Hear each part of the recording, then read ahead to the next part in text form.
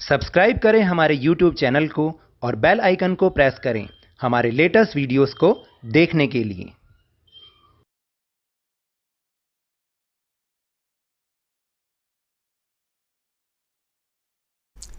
Hello and welcome to Lavneesh sir की क्लास। आज की ये शिक्षा निदेशालय राष्ट्रीय राजधानी क्षेत्र दिल्ली की वर्कशीट नंबर 10 जो कि कक्षा 6 के विद्यार्थियों के लिए ही है, यह ली गई है हिंदी विषय से, जिसमें हम समझ रहे हैं मुंशी प्रेमचंद जी द्वारा रचित एक कहानी नादान दोस्त भाग 3। तो याद है ना हमने किस तरीके से इस कहानी में पढ़ा कि मुंशी प्रेमचंद जी ने इतने सरल शब्दों में एक कहानी लिखी, इतनी बढ़िया कहानी लिखी है जिसमें दो बच्चे हैं श्यामा और केशव, जिन लोगों के घर के कार्निस पर चिड़िया ने अंडे दे दिए थे। अब वो दोनों बेचारे नादान बच्चे यही सोचते थे कि कहीं बच्चों को कोई मुश्किल ना हो जाए, उनके ऊपर धूप ना पड़ जाए, उन्हें बारिश से हम कैसे बचाएं, किस तरीके के सवाल उनके मन में उठते थे। और उन नादान बच्चों ने कुछ ऐसा आगे किया भी, जिसके बारे में हम बाद में इस कहानी में पढ़ेंगे भी। तो चलिए इस भाग में क्या लिखा है, कहानी का कौन सा अंश है, वो हम पढ़ते हैं और समझने का प्रयास करते हैं। प्यारे बच्चों, पिछले कार्यपत्रकों में हमने पढ़ा कि श्यामा और केशव के घर चिड़िया ने कार्निस के ऊपर अंडे दिए हैं, जिसको लेकर दोनों के मन में तरह तरह के सवाल उठते हैं और उन दोनों ने मिलकर अंडों को धूप से बचाने के बारे में सोचा। अब आगे। गर्मी के दिन थे, बाबूजी दफ्तर गए हुए थे। अम्मा दोनों बच्चों को कमरे में सुलाकर खुद सो गई थी, लेकिन बच्चों की आंखों में आज नींद कहाँ। अम्मा जी को बहलाने के लिए दोनों दम रोके, आंखें बंद की, मौके का इंतजार कर रहे थे। ज्यों ही मालूम हुआ कि अम्मा जी अच्छी तरह से सो गईं, दोनों चुपके से उठे और बहुत धीरे से दरवाजे की सिटकनी खोलकर बाहर निकल आए।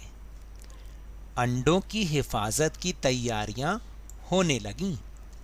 केशव कमरे से स्टूल उठा लाया, लेकिन जब उससे काम ना चला तो नहाने की चौकी लाकर स्टूल के नीचे रखी और डरते डरते स्टूल पर चढ़ा।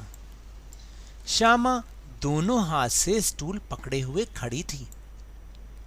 स्टूल चारों टांगे बराबर ना होने के कारण जिस तरफ दबाव पाता था जरा सा हिल जाता था। उस वक्त केशव को कितनी तकलीफ उठानी पड़ती थी, यह उसी का दिल जानता था। दोनों हाथों से कार्निस पकड़ लेता और श्यामा को दबी आवाज से डांटता, अच्छी तरह पकड़ वरना उतरकर बहुत मारूंगा। मगर बेचारी श्यामा का दिल तो ऊपर कार्निस पर ही था। बार बार उसका ध्यान उधर चला जाता और हाथ ढीले पड़ जाते।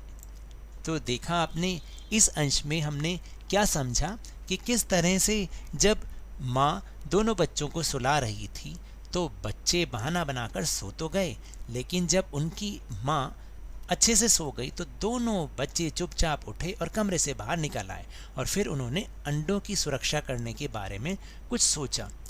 क्या सोचा? इसके लिए वो एक स्टूल लेकर आए। स्टूल क्योंकि छोटा था तो इसके लिए फिर वो नहाने की चौकी भी उठा लाए, उसके ऊपर रखा, लेकिन स्टूल की टांगे तो चारों बराबर थी नहीं, इसलिए वो हिलता डुलता रहता था। हालांकि श्यामा ने उसको पकड़ा हुआ था, लेकिन जहाँ पर भी वो दबाव पाता वहीं से वो हिल जाता और इतने में बेचारे जो श्यामा था, वो जो केशव था, उसकी दम सूख जाता और वो तुरंत कार्निस को पकड़ लेता कि कहीं गिर ना जाए। तो इस तरीके से वो तैयारियां कर रहे थे और श्यामा का मन बार बार ऊपर ही लगा हुआ था कि बस किसी तरह से वो भी अंडों को देख ले। इसके बाद क्या होगा वो हम अगले भाग में पढ़ेंगे। तो चलिए अब हम चलते हैं अपने प्रश्नोत्तर की ओर।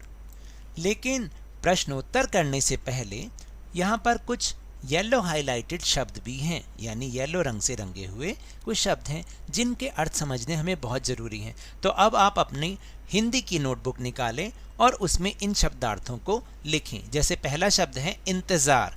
इंतज़ार का मतलब है किसी की प्रतीक्षा करना। फिर दूसरा है हिफाजत। हिफाजत का मतलब सुरक्षा करना। एक शब्द आया था तकलीफ़। तकलीफ़ का मतलब होता है परेशानी। और एक शब्द था सिटकनी। कई लोग इसे चटकनी भी बोलते हैं, चिटकनी भी बोलते हैं। तो सिटकनी का मतलब होता है कुंडी, यानी दरवाज़ा बंद करने के लिए लोहे या पीतल का एक छोटा सा उपकरण। तो अब हम चलते हैं अपने प्रश्नोत्तर की ओर। तो अब हमें गद्यांश के आधार पर निम्नलिखित प्रश्नों के उत्तर देने हैं। पहला प्रश्न है कि माँ के सोते ही केशव और श्यामा दोपहर में बाहर क्यों निकल आए। तो इसका उत्तर तो बहुत आसान है कि माँ के सोते ही केशव और श्यामा अंडों की सुरक्षा की व्यवस्था करने दोपहर में बाहर निकल आए। फिर दूसरा प्रश्न है कि केशव और श्यामा ने अंडों की हिफाजत की तैयारियां कैसे की। तो अंडों की हिफाजत करने के लिए केशव कमरे से एक स्टूल उठाकर लाया, लेकिन जब उससे भी काम ना चला तो वह नहाने की चौकी को उसने स्टूल के नीचे रखा और स्टूल पर चढ़ गया। श्यामा ने उसे दोनों हाथ से पकड़ा हुआ था, लेकिन वह स्टूल बार बार हिल जाता था, जिससे कि उसको बहुत तकलीफ उठानी पड़ती थी। फिर उन्होंने एक कपड़े की गद्दी बनाकर अंडों के नीचे रख दी।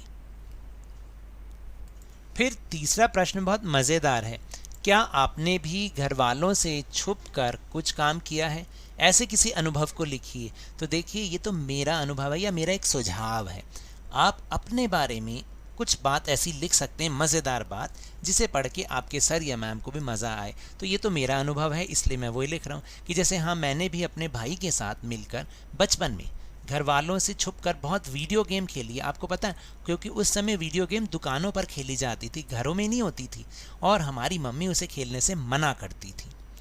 फिर इसी तरीके का चौथा प्रश्न भी है कि जब आपने घर वालों से छुपकर कुछ काम किया तो बताओ कि ऐसे में तुम्हारे मन में क्या क्या सवाल उठते होंगे।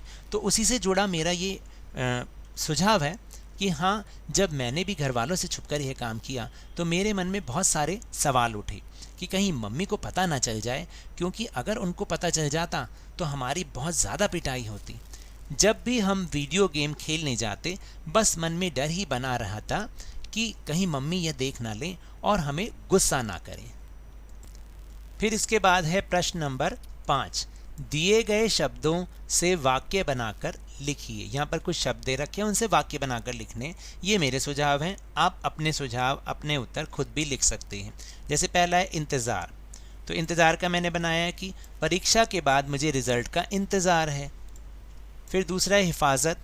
तो माँ अपने बच्चों की हिफाजत हर हाल में करती है, क्योंकि हिफाजत का मतलब अभी हमने पढ़ा सुरक्षा। फिर है तकलीफ़ यानी मुश्किल। मेरे घर के बाहर बहुत शोर होने के कारण मुझे वीडियो रिकॉर्डिंग करने में बहुत तकलीफ़ होती है, और वाकई ऐसा है भी। फिर एक है सिटकनी। दरवाजे की सिटकनी लोहे की बनी हुई होती है। तो ये तो थी आज की वर्कशीट।